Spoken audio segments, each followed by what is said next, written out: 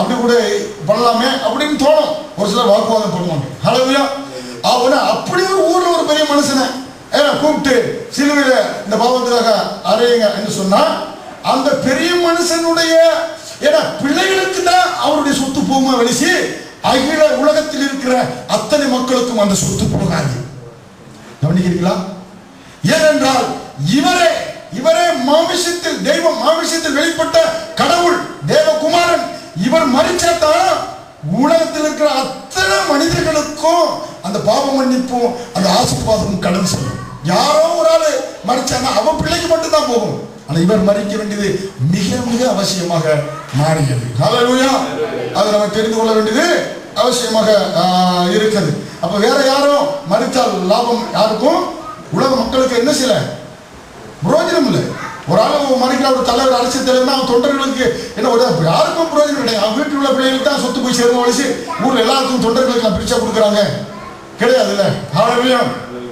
அதனால நம்ம கர்த்தர் அவர் சிலுவையில் மறித்து எல்லாவற்றையும் சுதந்திரித்து வைத்து விட்டான். நம்ம பார்க்கணும். அதை விட்டுட்டு நான் சீக்கிரம் போன நல்லது அப்படின்னு இருக்கக்கூடாது. அப்படிங்களா?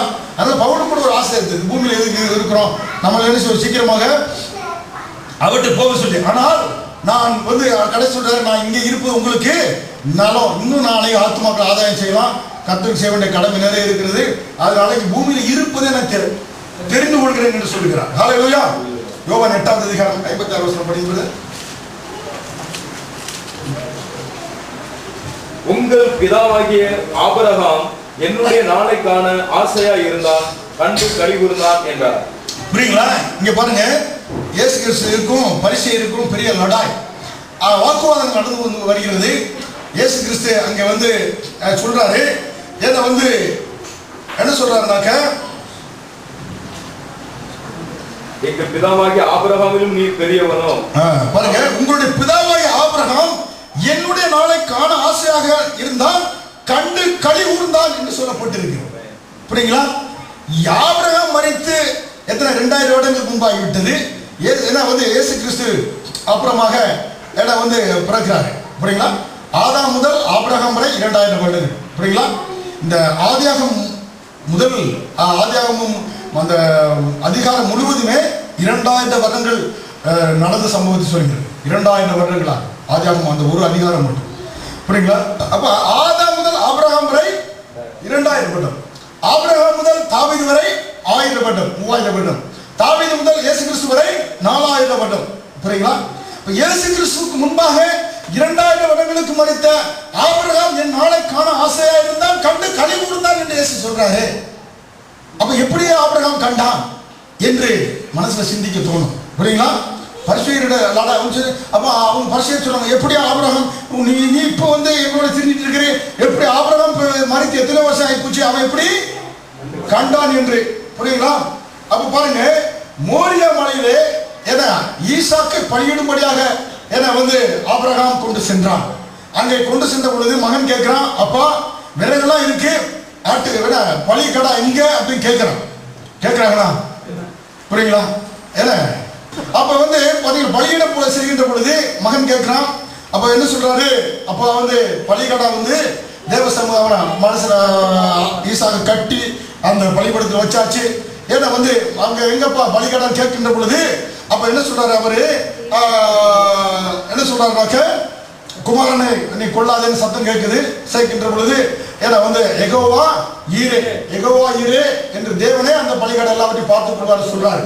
அப்பொழுது அங்க ஒரு ஆட்டு கடா இருந்தது, அதை பிடித்து கொண்டு என்ன செய்யறாரு, ஆபிரகாம் பலியிடுகிறார். அப்ப பலியிடுகின்ற பொழுது அந்த இடத்துல எகோவா ஈரே என்று அந்த இடத்துக்கு பெயர் கொடுக்கிறாரு. அப்படின்னாக்க, ஏன்னா அந்த நேரத்தில் ஆண்டவர் ஆபிரகாமுக்கு என்ன செய்கிறார், ஏனப்பா நீ உன்னுடைய மகனை பலி கொடுக்காதே, நான் அகில உலகத்திற்காக என்னுடைய மகனை பலியிட போகிறேன், அது இயேசு கிறிஸ்து பலியிட போகிறேன், அதற்கு நிழலாட்டாமல் அந்த ஆட்டுக்குட்டியை எடுத்து நீ பலியிடு என்று சொல்லி இயேசு கிறிஸ்து பலியாக போவதை தீர்க்க தரிசனமாக ஆபிரகாமுக்கு ஆண்டவர் காண்பித்தார். ஹல்லேலூயா. அந்த காண்பித்ததனால தான் இயேசு சொல்றாரு, ஆபிரகாம் என் நாளை காண ஆசையா இருந்தான், கண்டு களி கூர்ந்தான் என்று சொல்லி அந்த ஆட்டை எடுத்து கொண்டு பலியிடுறார். மகனுக்கு பதிலாக. ஹல்லேலூயா.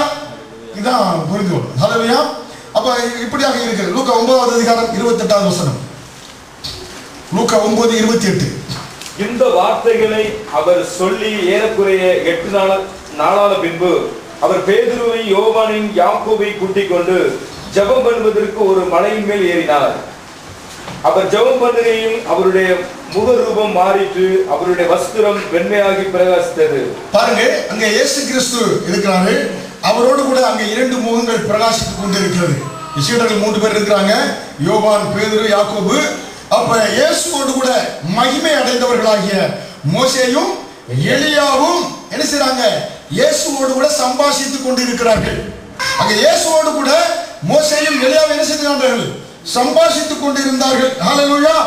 அப்ப என்னத்தை அவர்கள் சம்பாஷித்துக் கொண்டு இருந்தார்கள் என்றால், ஏன்னா வேத வல்லுநர்கள் சொல்லுகிறார்கள், இயேசு கிறிஸ்து சிலுவையுள்ள பாடுகளை குறித்து எலியாவும் மோசேயும் சம்பாஷித்துக் கொண்டிருந்தார்கள். ஏனென்றால் எலியாவும் மோசே இயேசுவிடத்திலே, இயேசுவே, நீர் கல்வாரி சிலுவை மரணத்தை தவிர்த்து விடாதிரும். நீர் தவிர்த்து விட்டால் எங்களுக்கெல்லாம் பழைய ஏற்பாட்டு பழைய உடன்படிக்கையின் காலத்தில் இருக்கிற எங்களுக்கு மீட்பு கிடையாது, பாவ மன்னிப்பு கிடையாது, ரட்சிப்பு கிடையாது. நீர் கண்டிப்பாக சிலுவை மரணத்தை ஏற்றுக்கொள்ளும், இல்லைன்னா எங்களுக்கு மன்னிப்பு கிடையாது. அதனால நீர் ஏற்றுக்கொள்ளும் என்று சொல்லி எலியாவும் மோசேயும் இயேசுவோடு சம்பாஷித்தார்களாம். அதனால்தான் எபிரேயர் 9:15 சொல்லப்பட்டிருக்கிறது, பழைய உடன்படிக்கையின் காலங்களில் நடந்த அக்கிரமங்களை நிவர்த்தி செய்யும்படியாக. இந்த வேத வசனத்தின்படி எலியாவும் மோசேயும் இயேசுவினிடத்தில், நீர் கண்டிப்பாக சிலுவை மரணத்தை ஏற்றுக்கொள்ளும். நீர் ஏற்றுக்கொள்ளவில்லை என்றால் எங்களுக்கு என்ன இல்லை? மீட்பு கிடையாது, நிரந்தரமான பாவ மன்னிப்பு கிடையாது. பூமியில ஒவ்வொருவருக்கும் நிரந்தரமா அவர்கள் எடுத்துக்கொள்ளப்பட்டாங்க. மரணத்தை காணாம பூமியில எல்லா மனிதர்களுக்கும் மரணம் நிச்சயப்பட்டிருக்குது. அவர்கள் இயேசு கிறிஸ்துவின் ரகசிய வருகைக்கு அப்புறமாக 3.5 வருடங்களுக்கு அப்புறமாக உபத்திர காலம், மகா உபத்திரம் ஸ்டார்ட் பண்ணுகின்ற பொழுது பரலோகத்திலிருந்து பூமிக்கு வருவார்கள். 2 பேரும் பூமியில அவர்கள் ரத்த சாட்சியாக மரிப்பார்கள். அதை உலகத்தில் இருக்க அத்தனை பேரும் காண்பார்கள். எலியாவும் மோசேயும் மரிப்பதை அவர்களும் சரீரப்படாமல் மரித்து நம்மோடு கூட 1000 வருட அரசாட்சியில் பகிரங்க வருகிறவர் இயேசுவோடு கூட நம்மோடு கூட 1000 வருட அரசாட்சியில் இருப்பார்கள். ஹல்லேலூயா. இதுதான் எலியாவும் மோசேயும் ஆண்டவர் இயேசுவினிடத்தில் என்ன பண்ணாங்க? நீரே சிலுவை மரணத்தை செஞ்சிடணும், தவிர்த்து விடாதிரும். ஹல்லேலூயா. நீர் அப்படியே தவிர்த்து விட்டீர் என்றால் எங்களுக்கு என்ன கிடையாது? பாவ மன்னிப்பு கிடையாது. ரோமர் எபிரேயர் 9:15 படி. ஹல்லேலூயா. அப்ப இது நம்ம தெரிந்து கொள்ள வேண்டியது மிக மிக அவசியமாக இருக்கிறது. முதலாம் உடன்படிக்கையின் காலத்தில் நடைபெற்ற அக்கிரமங்களை மன்னிக்கும்படி அவர் மாறினார். அப்ப பழைய ஏற்பாட்டு கால மக்களுக்கு இயேசு என்ன செய்ய வேண்டியதா இருக்கிறது? மன்னிக்க வேண்டியது அவசியமாக இருக்கிறது. ஹல்லேலூயா. நீ நினைக்கிறோம், எப்போ யாராவது ஒரு பாவி இருந்தா என்ன கூப்பிட்டு, எப்ப நீ வாப்பா சபைக்கு வா, ஏன்னா இயேசு நீ அங்க அந்த போதனைகள்லாம் கவனி, அவளை கவனிச்ச அப்புறம் நீ அப்படியே நல்லபடியா வந்துடலாம் அப்படின்னு இல்லை. ஹல்லேலூயா. போதனை கவனிப்பது மட்டுமில்ல, இயேசுவின் ரத்தத்தினால் என்ன செய்யப்படணும்? கழுவப்படணும். அதான் ரட்சிப்பு. ஹல்லேலூயா. பாவங்களை அறிக்கிட்டு இயேசு ரத்தத்தினால் என்ன செய்யணும்? இது சும்மா டகர் அந்த ஒரு பழைய காரை போய் கொஞ்சம் டிங்கர்லாம் சரி பண்ணி பெயிண்ட் அடிச்சு ஓட விடுவது மாதிரி மனுஷனுடைய வாழ்க்கை ஓட்ட விட முடியாது. ஹல்லேலூயா. பூமியில் எந்த ஒரு மனிதனும் நல் வழியில கொண்டு வருவதற்கு இயேசுவின் ரத்தத்தினால அவன் கழுவப்பட வேண்டும். ஹல்லேலூயா. நல்ல போதனையை கேட்பதால் அவன் ரசிக்கப்பட முடியாது. அவன் என்ன செய்யப்படும்? ரத்தத்தினாலே கழுவப்படணும். அது மூலம்தான் அக்கிரமங்கள், பாவங்கள் என்ன செய்யப்படும்? மன்னிக்கப்பட வேண்டியது அவசியமா இருக்கிறது. ஹல்லேலூயா. அப்ப இதெல்லாம் அவங்க எதிர்பார்த்து காத்து கொண்டிருக்கிறாங்க. மோசேயும் எலியாவும் இயேசு எப்ப மரிப்பார் அப்பதான் நமக்கு விடுதலை உண்டு. மனு குலத்திற்கு பழைய ஏற்பாட்டு பரிசுத்தவான்களுக்கு விடுதலை உண்டு என்று சொல்லி பார்க்கிறோம். அதனால்தான் மரண சாசனம் எங்க உண்டு அங்கே சாசனத்தில் எலியனோட மரணமும் உண்டாக வேண்டும். ஹல்லேலூயா. மரணம் உண்டான சாசனம் என்ன செய்யப்படும்? உறுதி செய்யப்படும். 9:18 படிக்கிற அந்தபடி முதலாம் உடன்படிக்கையிலும் இரத்தமில்லாமல் பிரதிஷ்டை பண்ணப்படவில்லை. எப்படி எனில் மோசே நியாயப்பிரமாணத்தின்படி சகல ஜனங்களுக்கும் எல்லா கட்டளைகளையும் சொன்ன பின்பும் இளங்காளை, வெள்ளாட்டுக்கடா இவரின் இரத்தத்தை தண்ணீரோடும் சிவப்பான ஆட்டு மயிரோடும் ஈசப்போடும் கூட எடுத்து புஸ்தகத்தின் மேலும் ஜனங்கள் எல்லார் மேலும் தெளித்து, தேவன் உங்களுக்கு கட்டளையிட்ட உடன்படிக்கையின் இரத்தம் இதுவே என்று சொன்னான். இவ்விதமாக கூடாரத்தின் மேலும் ஆராதனைக்குரிய சகல பனிமூட்டிகள் மேலும் இரத்தத்தை தெளித்தான். நியாயப்பிரமாணத்தின்படி கொஞ்சம் குறைய எல்லாம் இரத்தத்தினாலேயே சுத்திகரிக்கப்படும். இரத்தம் சொந்துதல் இல்லாமல் மன்னிப்பு உண்டாகாது. பாருங்க, நியாயப்பிரமாணத்தில் மட்டும் மன்னிப்பு கிடையாது. ஆண்டவர் 10 கட்டளை மட்டும் கொடுத்துட்டு ஏன்னா நீங்க பரலோகத்துக்கு வந்துடலாம் ஆண்டவர் சொல்லல. 10 கட்டளை எது கொடுத்தாருன்னா 10 கட்டளை என்ன செய்ய முடியாது, இவன் நிறைவேற்ற முடியாது. அதனால நியாயப்பிரமாணத்தையும் கொடுத்து பழியையும் ஆண்டவர் கொடுத்தார். புரியுங்களா? நியாயப்பிரமாணம் மட்டும் ஒரு மனிதனை 10 கட்டளை நிறைவேற்றிட்டாலே அவன் பரலோகத்துக்கு வந்துடலாம்னா பழி தேவையில்லை. ஏனென்றால் அவன் பாவி. நியாயப்பிரமாணத்தை ஏன் கொடுத்தாருன்னா அதை வந்து கடைபிடிப்பதற்கு, அதை கீழ்ப்படிவதற்கு, அதை வந்து ஏன்னா நான் செய்யலாம்னு முயற்சி பண்ணுவேன், ஆனா உன்னால் என்ன செய்ய முடியாது. அப்ப முடியாத நேரத்தில் என்ன செய்யணும்? அதற்காக ஒரு பழியை செலுத்த வேண்டும். பழி செலுத்துவதன் மூலமாக டெம்பரவரி என்ன உண்டு? பாவ மன்னிப்பு டெம்பரவரியா தான், ஒரு வருஷத்துக்கு தான்.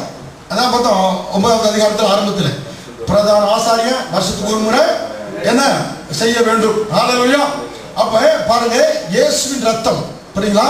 ஏன்னா வந்து அன்றைக்கு ஆரோனாகிய பிரதான ஆசாரியன் அந்த ரத்தத்தை எடுத்து வருஷத்துக்கு ஒரு முறை என்ன மகா பரிசுத்த ஸ்தலத்துக்குள்ள சென்று எத்தனை முறை தெளிப்பான்?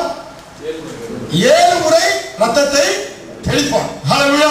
இப்ப இயேசு கிறிஸ்து நமக்கு பிரதான ஆசாரியாக இருக்கிறார், மகா பிரதான ஆசாரியாக இருக்கார் என்று சொல்லி எபிரேயர் 1வது அதிகாரம் 1வது வசனத்தில் போடப்பட்டிருக்கு. புரியுங்களா? எபிரேயர் 1:1 என்ன சொல்லுகிறது? பூர்வ காலங்களில் பங்கு பங்காகவும் வகை வகையாகவும் தீர்க்கதரிசிகள் மூலமாய் பிதாக்களுக்கு திருவுளம் பற்றின தேவன் இந்த கடைசி நாட்களில் குமாரன் மூலமாய் நமக்கு திருவுளம் பற்றினார். இவரை சர்வத்துக்கும் சுதந்திரவாளியாக நியமித்தார். இவரை கொண்டு உலகங்களை உண்டாக்கினார். இவர் அவருடைய மகிமையின் பிரகாசமும் அவருடைய தன்மையின் சொரூபமாய் இருந்து சர்வத்தையும் தம்முடைய வல்லமையுள்ள வசனத்தினாலேயே தங்குகிறவராய் தம்மாலே தாமே நம்முடைய பாவங்களை நீக்கும் சுத்திகரிப்பை உண்டு பண்ணி உன்னதத்துள்ள மகத்துவமானவருடைய வலது பார்சத்திலே உட்கார்ந்தார். பாருங்க, இங்க பாக்குறோம் இயேசு கிறிஸ்து நமக்காக ஹெல்ப் பண்ணாரு சொல்லிட்டு அங்க பிரதான ஆசாரியனாக ஆண்டவர் இருக்கிறார். இந்த 9வது அதிகாரத்தில் பார்க்கலாம், இயேசு கிறிஸ்து நமக்கு பிரதான ஆசாரியனாக இருந்து நமக்காக ரத்தத்தை சிந்தினாரு சொல்லி